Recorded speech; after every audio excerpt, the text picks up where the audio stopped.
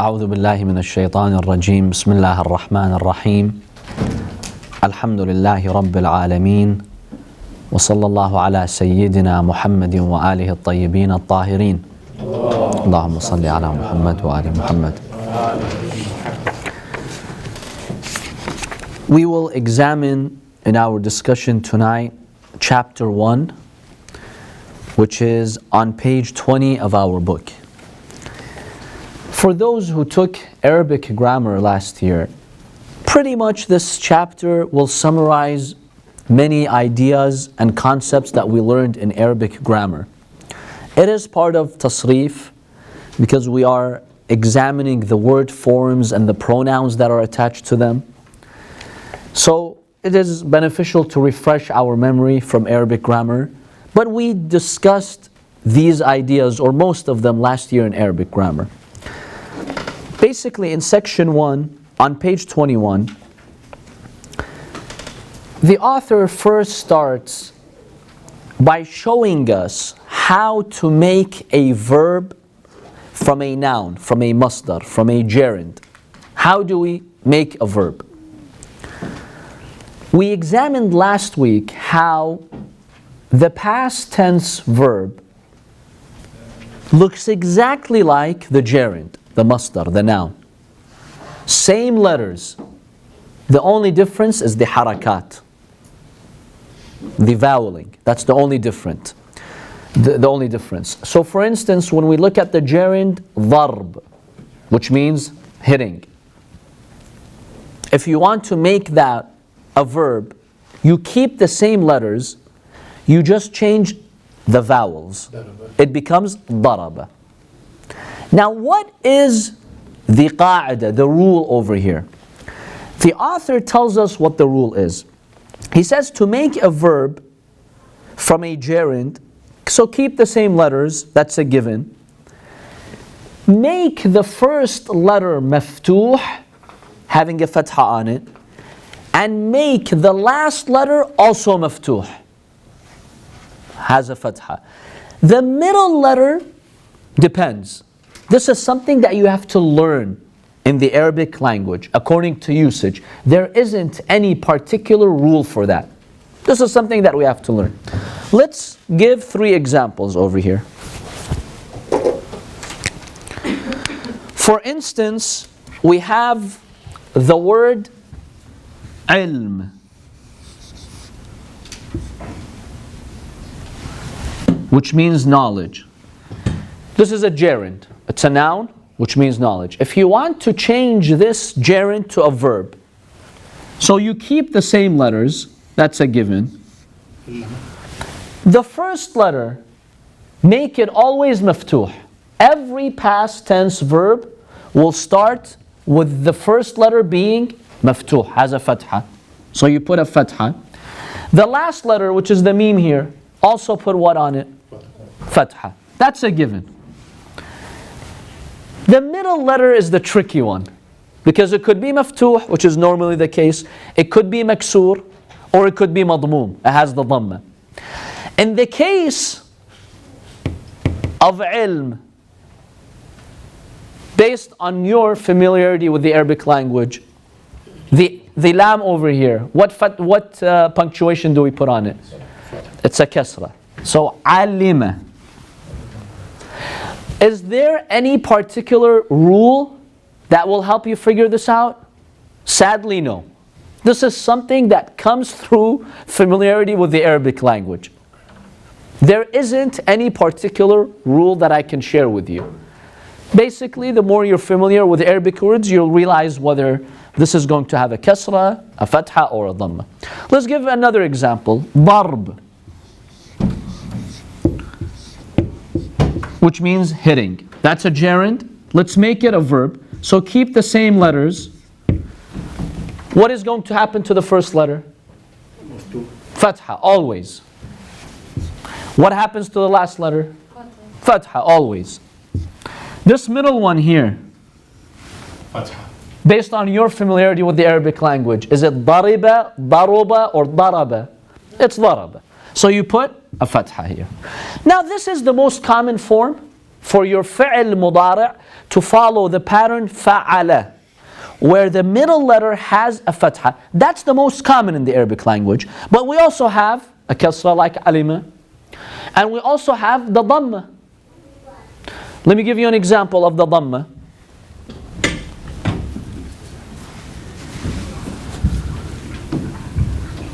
We have the words, for example, husn. What does husn mean? Beauty. Beauty, goodness, husn. That's the gerund, it's the masdar, the noun. Make this a verb. In Arabic, you want to say, he became good. You could do that with one verb in Arabic. In English, it's difficult to capture that in one word, but in Arabic, you can. So keep the same letters. What happens to the first letter? Fatha.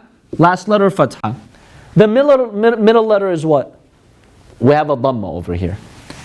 Hasuna. You've heard the famous poetry about the Prophet sallallahu alaihi wasallam. Hasunat jami'u khisalihi, sallu alayhi wa alihi. You've heard the poem. Allahumma salli ala Muhammad wa alihi. Hasunat, hasuna. So we have an example of that middle letter having a dhamma. Another example is the word qurb, which means close proximity.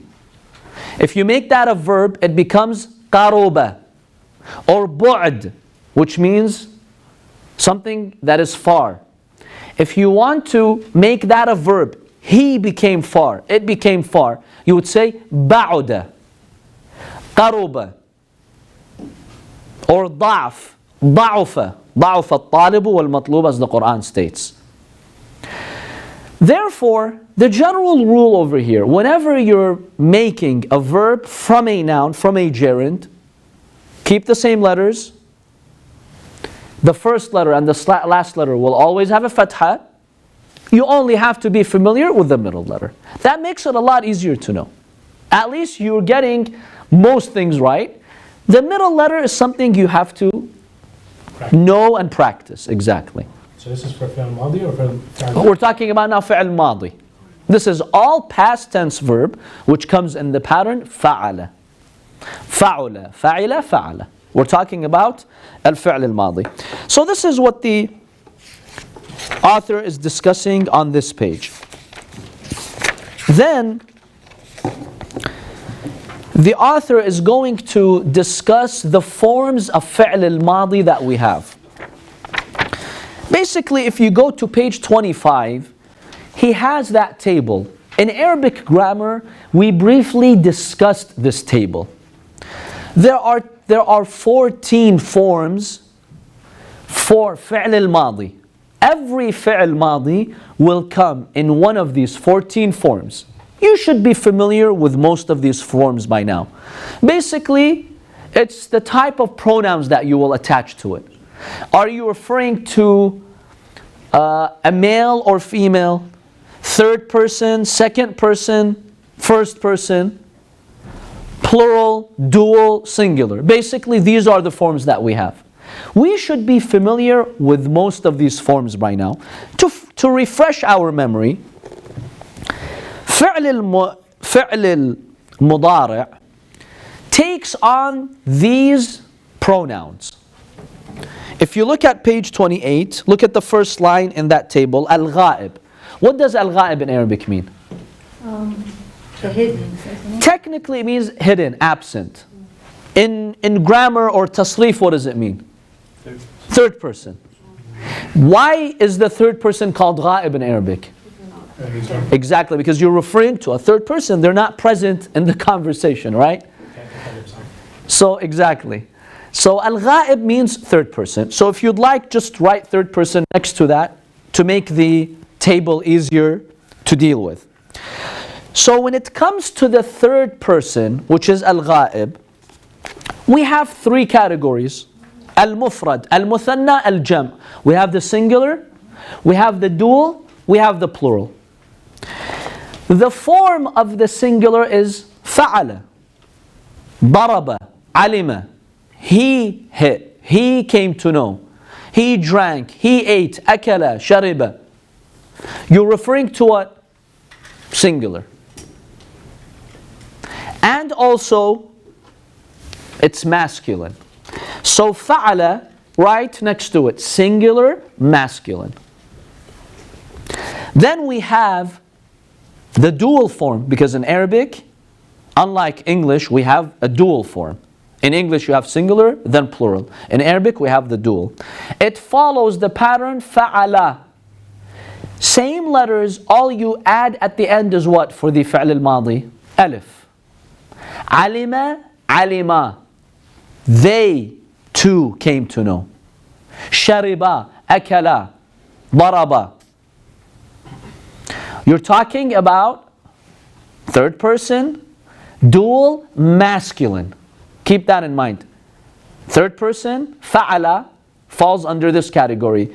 It's muthanna, meaning dual. It's ghaib, meaning it's third person. It's also masculine. For the feminine one, we have a different form. Fa'alata, we'll see it in the graph, in the chart. It's dual, masculine, and Right, absent. absent.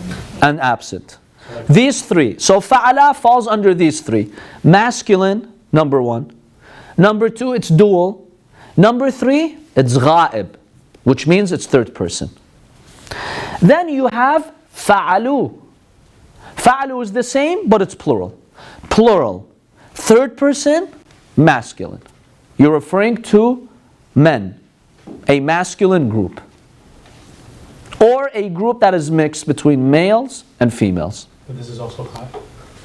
This is also ghaib, yes, because you're talking about them. They ate, they drank, they believed. Yes, this is third person. It's also ghaib. So that is the first category that we have. Is there any difference between third person singular and plural? The only difference is the waw. When it comes to the singular, you just say fa'ala, daraba, shariba. When it comes to the plural, you just add the waw. That's the only difference. Otherwise, in meaning, it's the same. Same verb, same pattern. Fa'alu just indicates you're referring to three or more people. That's all. Otherwise, there's no other grammatical difference between them. Yes? So say, when Allah SWT says, فَقُولَا إِنَّ رَسُولَ رَبِّ الْعَالَمِينَ for Musa and Harun, that would be the first. See, qula over here, first of all, that's not a past tense verb. That is what type of verb? Say, qula. That is a command, an imperative. What do we call it in Arabic? Fi'l amr. That is a fi'l amr that's following the dual. Now the fi'l amr cannot be third person because you're talking to somebody, right? We'll talk about that. Right now we're strictly looking at what type of verb? We're talking about the madi. Like qala, as the Quran says, they said. That's what we're talking about. Fi'l al-amr, we'll get to it shortly. That's the first. The second is the same exact as we discussed, but feminine form. Fa'alat. Fa'alata, fa'alna. So fa'alat is what? Singular. What person is it? Still we're in the third person, but this time feminine. Instead of masculine, we have the feminine form. So the second row is exactly like the first row. The only difference is that it's feminine. With the fi'l al-madi, you add the sign of femininity, which is the ta at the end of the word. Fa'alat. And for the dual, you put the ta right before the alif. So between the word itself, fa'al, and the alif, you put the ta. It becomes fa'alata. Those two females did that. It's a past tense verb, it's dual, it's third person, it's feminine. And then for the plural, when you're referring to a group of females, what do you say? فَعَلْنَا عَلِمْنَا ضَرَبْنَا شَرِبْنَا أَكَلْنَا. That noon is the noon of femininity. It's referring to a group of women. The Holy Quran has many references, like in Surah Al-Ahzab. وَقَرْنَ في بيوتكن ولا تبرجن تبرج الجاهلية الأولى وأقمنا الصلاة وآتينا الزكاة. Allah is talking to the wives of the Prophet sallallahu alaihi wasallam. He uses that N. That's the second row. The third row, we switch to what? Second person. What do we call second person in Arabic? Mukhatab. The person whom you're addressing. So, if you are examining the second person, we also have masculine and feminine. Are you talking to a man or a woman? In English, it doesn't make a difference. The second person, whether you're speaking to a man or a woman, comes in the same form. In Arabic, we have two different forms. So if you're in the second person and talking to one person, you would say fa'alta. There is a ta, but unlike the feminine ta has a what on it? Sukoon. Fa'alat, akalat, sharibat. It has a sukoon on it. This ta for the second person has a fatha on it. Akalta, sharibta. There's a difference between those two. We need to know these subtle differences. Akalta, sharibta, alimta, darabta. So that is the second person, and you're speaking to one male.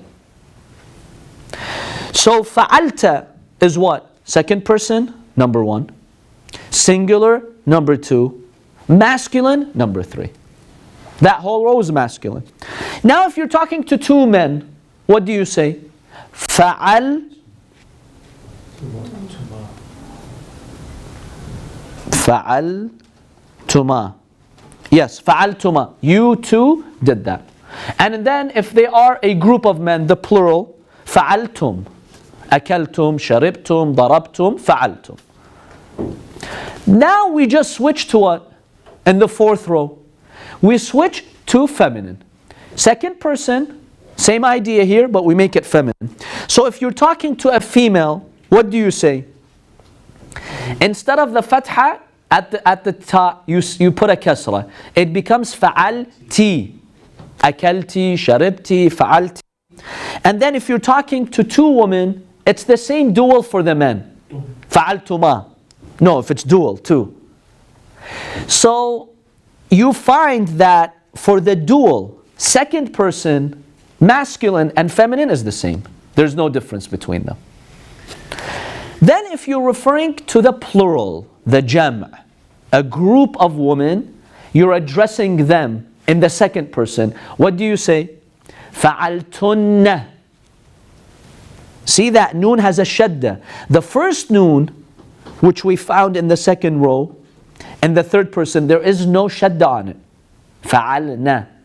This one is فَعَلْتُنَّ. We added what? A ta and a noon. Tunna. أكلتن, شربتن. You're speaking to them in the second person. Any question on this so far? Then we move on to the last row, which is what? First person. And when it comes to the first person, we only have two forms. What are they? I, we. Right? Do we have any other first person? No. I, we. Ana is for I. Nahnu is for we. If you're speaking about yourself, ana, I, you also put a ta at the end of fi'l al-mudari'. But what do you put on the ta? Dhamma. Now, mind you, we have three ta's that attach to fi'l al-mudari'. It could get a little bit confusing. The first ta is which type of ta? We're talking, afwan, did I say mudari'? Fi'l al-madi. We're talking about fi'l al-madi. There are three ta that attach to fi'l al-madi. The first one is what? The ta of femininity. That's in your second row. The ta of femininity. That indicates femininity. Fa'alat. And then you have the ta of what? Second person. Fa'alta. You did that, male. It's a fatha. And if it's a female, you have the kasra. And then we have the ta, which is what? For the first person, which has a dhamma. So in reality, we have 4 T's. If it has a sukoon, what does it indicate? Fa'alat. Feminine, third person, singular. If it has a fatha or a kasra, what is it indicating? Mukhatab, we're in the second person. Masculine, fatha, feminine, kasra. And the 4th ta that we have has a dhamma. What is that indicating? First person, mutakallim, I. First person, you, yourself, singular. Does the first person come with masculine and feminine, or is it just? The first person in Arabic does not come with masculine or feminine. Even if a lady is talking, she would say fa'altu, ana. Because that pronoun for the first person is not affected by the gender. So when it comes to fa'altu, that is used for males and females. A female would say akaltu, sharibtu, alimtu. A male would say the same thing. So we have 4 types of T's. The ta that attach to which fa'il? Fa'il al-madi. Just keep that in mind. And by the way, if you want to discern them, they all have different harakat. One comes with the sukoon, one comes with the fatha, one comes with the kasra, one comes with the dhamma. With practice, this becomes familiar. I know it could be confusing in the beginning. And then we have the last form of fa'al al-madi, the 14th form, which is fa'alna. You have the noon and the alif. That means we. If it's 2 or more, in Arabic you say we. If it's 1, you say fa'altu ana, meaning. If you say fa'alna, that means 2 or more. So fa'alna is dual or plural, 2 or more. And it is what? First person.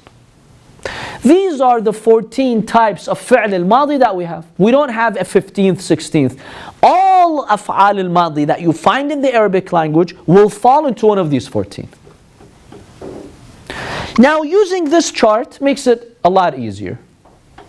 Just study this chart, know it. You can identify any fi'l al-madi. And you will know what form is it. Regardless of like the wazn, Regardless of the wazn. they all have those same harakat, like the way the harakat. Regardless of the wazn of the form and the type, if at the end it has a ta that is sukoon on it, or a fatha, or a kasra, or dhamma, you know which one it's following. Yes. Or if it has the waw of jami', or the noon of the niswa. All types of verbs, whether they're 3-lettered verbs, 4-lettered, any form and weight they come in, it will follow this pattern.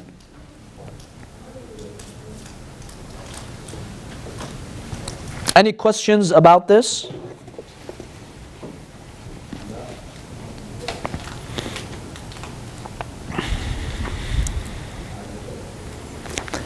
A very important point. We briefly mentioned this in Arabic grammar, but because it's very important, we'll state it here. When you look at this chart over here, when is it that you use these forms and attach these pronouns to fi'l al-madi? Because these are pronouns. They are called dhamir muttasil. They are attached pronouns. They're attached to the word. They're not detached standalone pronouns like huwa, hiya. No. These are attached pronouns. When do you use them? You only use these attached pronouns when the subject is what? When the subject is hidden. Let me give you an example. You know this from last year, but just to refresh our memory.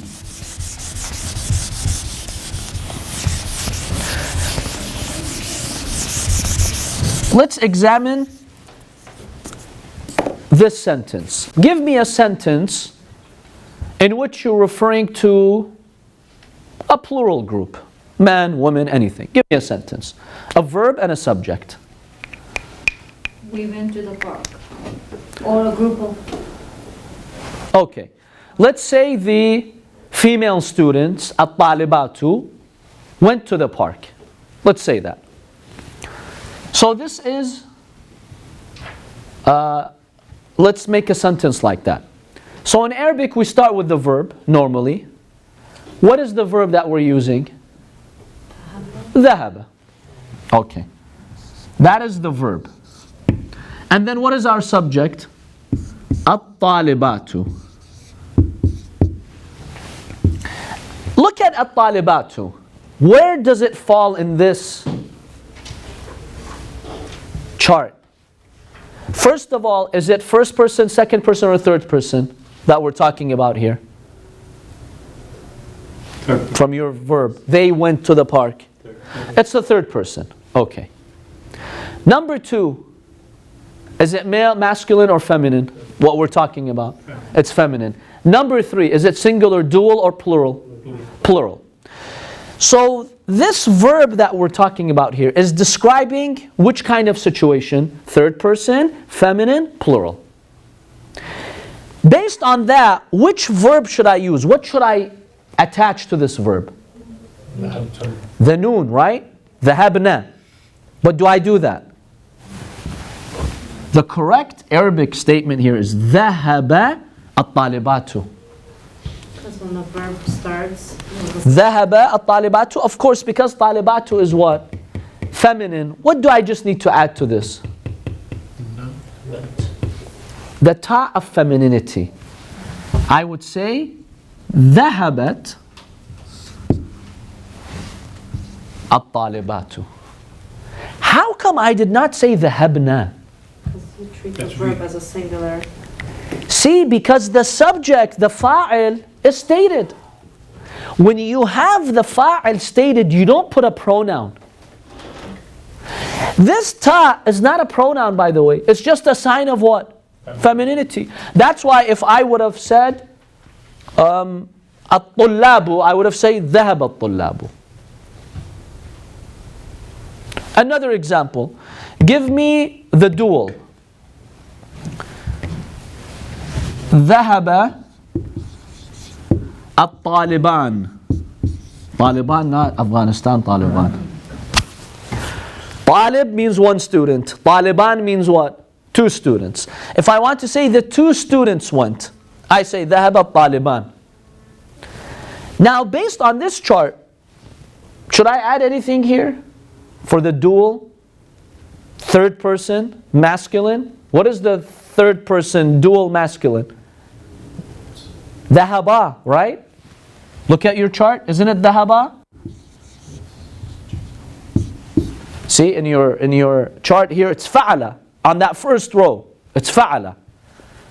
So you would think there should be, ذهب الطالبان. See, ذهب is your verb. الطالبان is your what? Subject. When the subject is stated, do not add that alif. That alif is a pronoun only if the subject does not come after the verb. Over here, the subject is coming after the verb. Don't add it. So you would say, ذهب الطالبان. Just like you would say, ذهب الطالب. In fact, make this plural. You would say, ذهب الطلاب.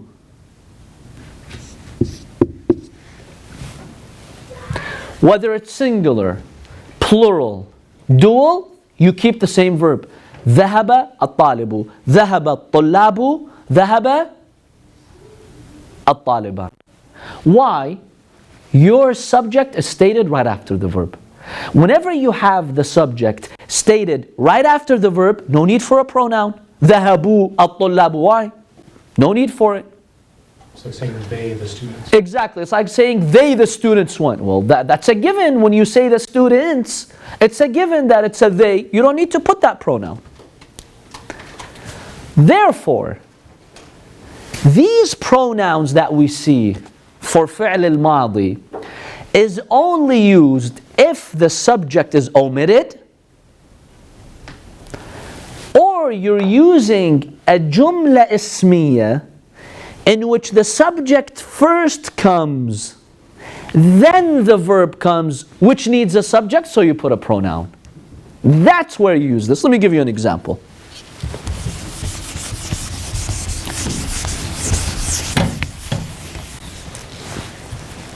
There are two types of sentences in Arabic. We have jumla fa'liya, jumla ismiya. Nominal sentence, verbal sentence. What's the difference between them very briefly? The nominal starts with noun. Exactly. The nominal sentence, jumla ismiya, starts with a noun. What about the fa'liya? Starts with a verb. Give me an example of a nominal sentence. Give me a subject that starts. Any example. Okay, at-tullabu. Let's start with at-tullabu. If I start my sentence with at-tullabu, is this a noun or a verb? No. That's a noun. So what kind of a sentence am I dealing with? Jumla ismiya. Okay. Whenever you start a jumla ismiya like that, what do we call this from Arabic grammar? Mubtada. That's your mubtada, right? Okay. So it's marfu'. Now, after stating the subject, if now you want to use a verb, you want to say the students studied. At-tullabu darasa. Okay? Let's wait here. Darasa. Now you have a verb, darasa.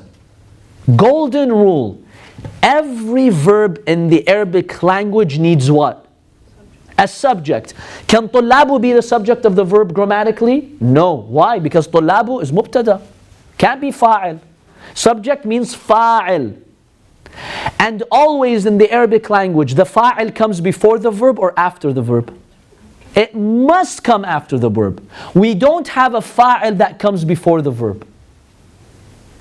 There's no such thing. In the Arabic language, the fa'il must necessarily come after the verb. So tullabu cannot be grammatically the fa'il. In meaning it is. We're talking about the tullab. Obviously we're describing them. We're talking about grammatically. Grammatically, at-tullabu cannot be fa'il because it's what? It's a mubtada. Mubtada can't be a fa'il. Mubtada means you start a nominal sentence. That cannot be your fa'il. Okay, so at-tullabu, if I were to say darasa, okay, darasa is my verb. Where's the fa'il? Was it home? Okay, so hum, you're now assuming something. In the Arabic language, whenever you bring darasa, after that, it needs a fa'il. You use a pronoun to sit in the place of the subject. Now, since we're dealing with a masculine subject here, what pronoun should I use? Third person, masculine, plural. What pronoun in your chart? That's in the first row, the last one to the left. What are we using? Wow. At-tullabu darasu. This wow is your what? It's your fa'il. See, the fi'l al-madi, when it comes to all these variations we talked about, that's where you use them. But if the fi'l al-madi comes in the beginning, darasa at-tullabu, you don't put a waw there. If you say darasu at-tullabu, that's wrong. It's not acceptable in Arabic. Whenever the verb comes in the beginning, you don't look at any of these variations. Plural, dual, forget it. Look for one thing only. What do you look for to know if you need to attach anything to fi'l al-madi in the beginning? Look for one thing only. Masculine or feminine. If your subject is masculine, keep it as it is. If it's feminine, whether one, two, or plural, you just put what? At the end of the verb. Ta. Therefore, if your subject was at-talibat, at-talibatu, what verb would I use? Darasat at-talibatu. There's a sukoon here. And that is just a sign of what? Femininity. But if I were to switch this, if I have my talibat as the mubtada, at-talibatu, then I want to bring a verb. What do I say now? Darasna, exactly. At-talibatu darasna. Do you see that? Why did I say darasna there?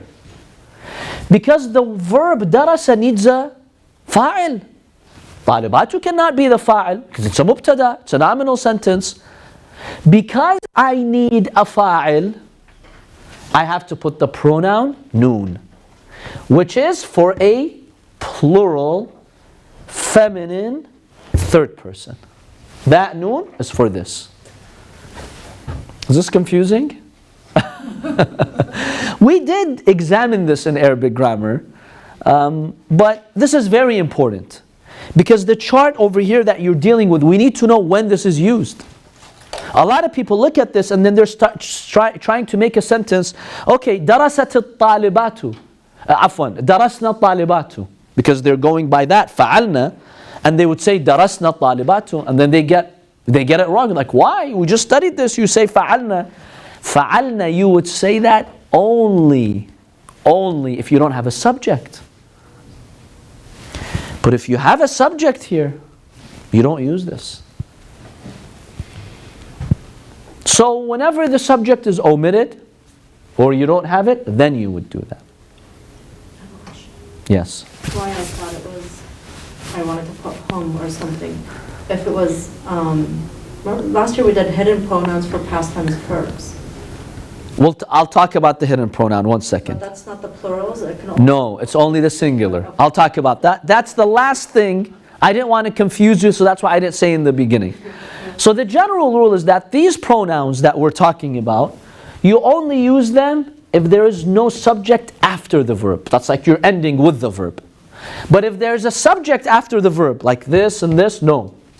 Don't use any of these pronouns. Just use masculine, feminine. That's all. Is the concept at least clear? Or are you still struggling with the concept? I know you have to like know this and memorize this, and that's maybe why it could be confusing or complicated. But do you get the idea here? Do you see the concept? Do you know? I did grammar last year, so I'm doing now myself at home. That's why it's, Okay. yeah. So the pronouns are just at the end of the words, like The pronouns are at the end of the verb, but when do you do that? If the subject is not coming after the verb. If you have a subject that's clearly stated after the verb, no need for any of these pronouns. Or let's say sometimes you want to omit the subject. Let's say you are responding to a question. Somebody tells you, what did the female students do? And you just want to reply.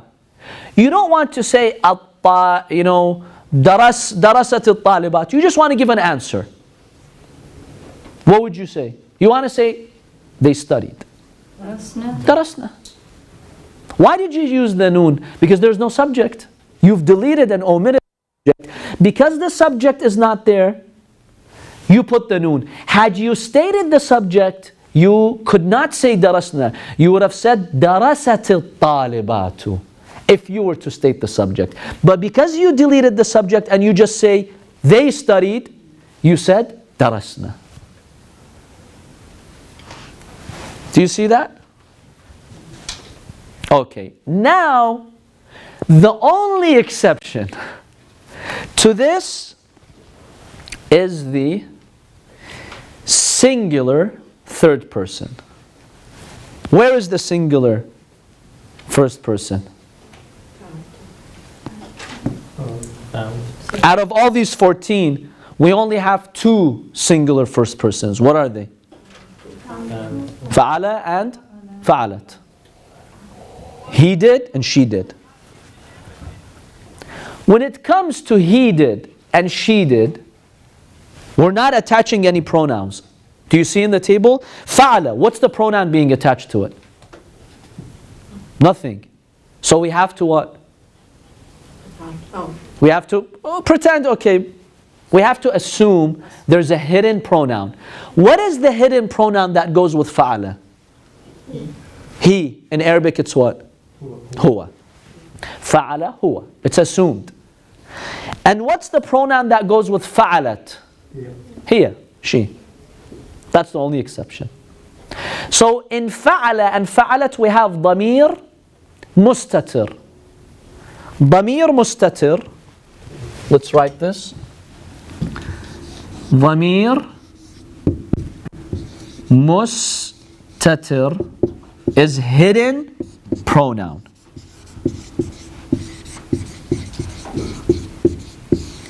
Write this very clearly in your notes. When it comes to فعل الماضي, put this condition. Let's not confuse this with other types of verbs or words. When فعل الماضي, when is the only instance where we have a hidden pronoun? If you're dealing with a he and a she, meaning third person, singular, then we have a hidden pronoun. Let's now give this example in a sentence.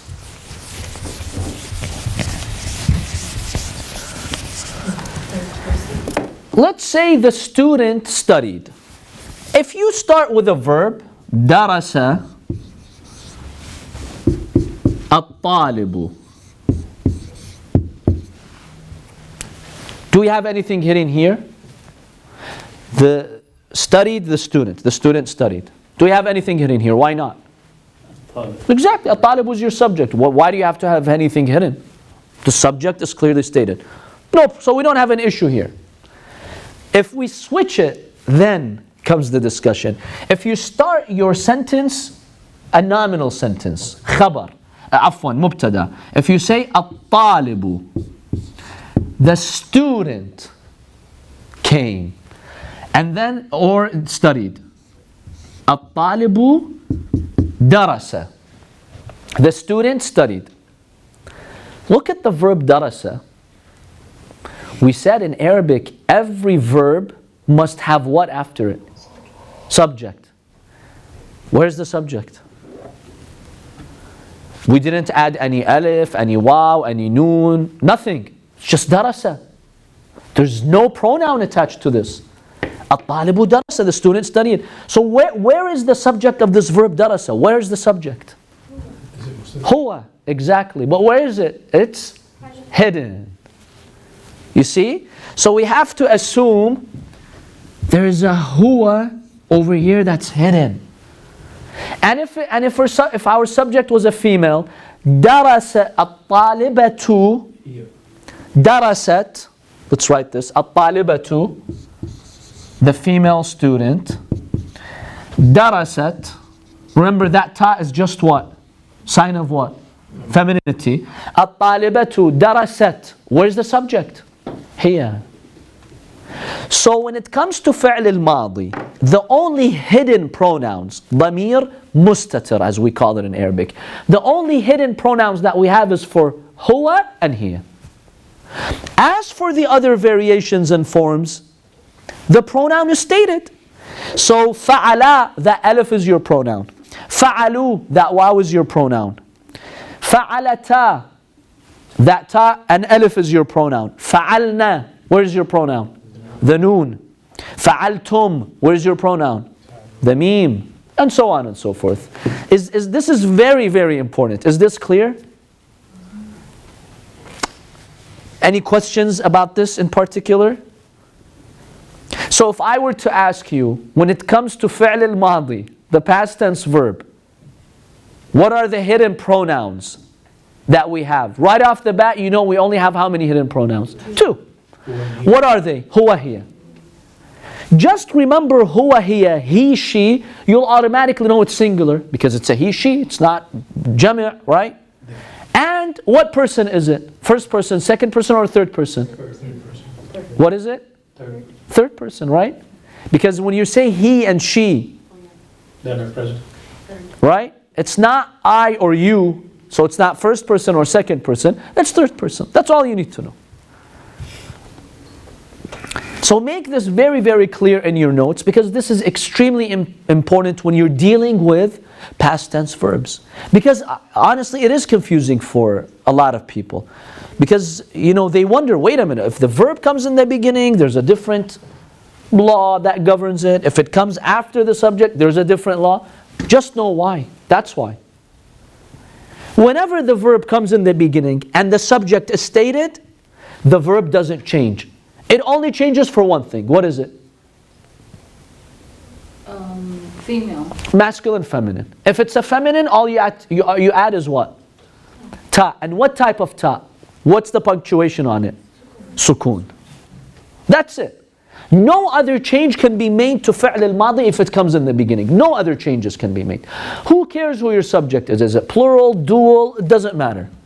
Keep it the same. Okay. But if it comes after the subject, it needs a subject itself. If it comes after the word which would become a mubtada, it needs a subject. Now when it needs a subject, if you're dealing with those 12 patterns, you have to attach a pronoun. Alif, waw, noon, mim. Only if you're dealing with he and she, don't put any pronoun. It's assumed. It's a hidden pronoun. Huwa, hiya. If you know this, then you know everything about fi'l al-madi and its patterns. Really, there isn't any more to it than that. Regardless of the type of word you're using, it's going to follow all these laws that we just examined. So if you know this chart and you become familiar with it, you know everything you need to know about past tense verbs in Arabic. Any questions? Let me give a practice here. We're talking about a group of females who ate, let's say, an apple. And I want to describe that in Arabic. So I would say,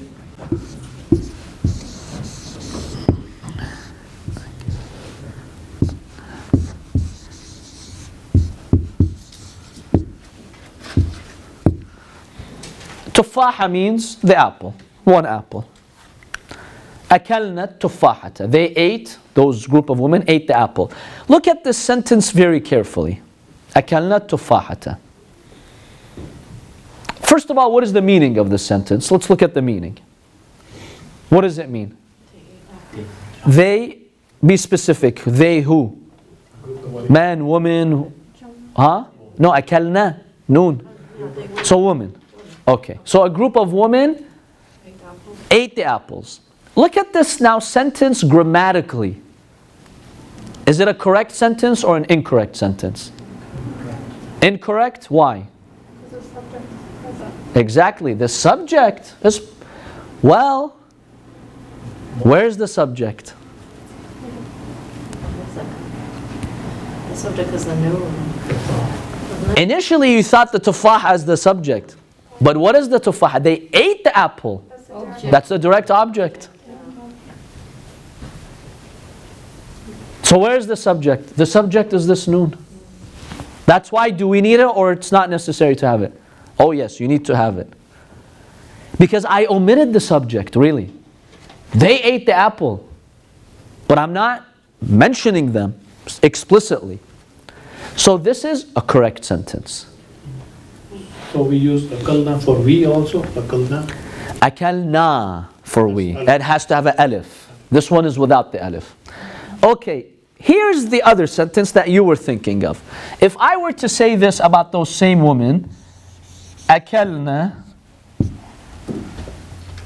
al-talibatu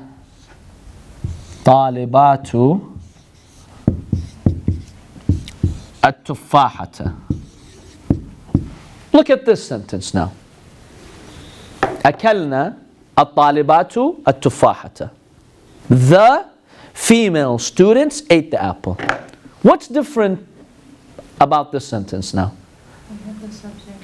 We have a subject, which is الطالبات, explicitly stated. Therefore, if I have the subject, al-fa'il, explicitly stated, what do you notice about the verb? It has a what? Pronoun, noon. You can't. If you have a subject, why are you using the pronoun? This noon cannot be here. Okay. So if I delete it, if I delete that noon, I'm left with akala. Now, my subject, is it masculine or feminine? Feminine. So what do I need to attach to the verb? Ta. ta of femininity. It would be akalat with a sukoon, at-talibatu. Do you see how this works? If you just take these steps, this will be very easy for you to deal with and to know and practice and be familiar with. That's how we deal with it. أكلت الطالبات التفاحة. There's nothing hidden, no pronoun, because the subject is explicitly stated. Now let's end by just giving the example of the singular, just so we can see al-damir al-mustatir. Now if I were talking about a singular subject, not a plural like we have here. If I would say Aka, okay, let's just stick with akala, which is your basic. Akala at-tufahata. Look at this sentence. Akala at-tufahata. And what I want to say is the following. She ate the apple.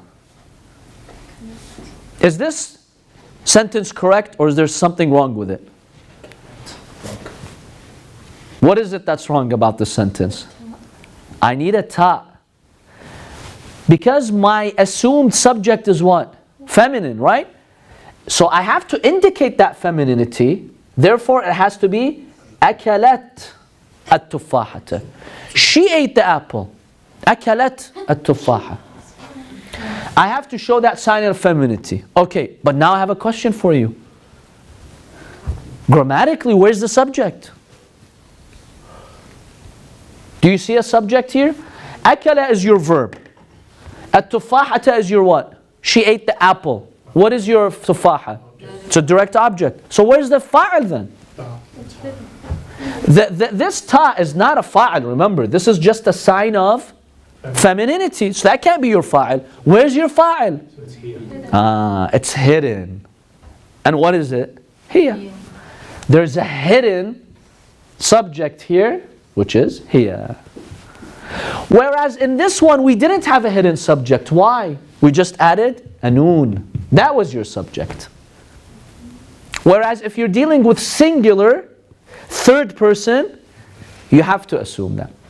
Now if I say the following.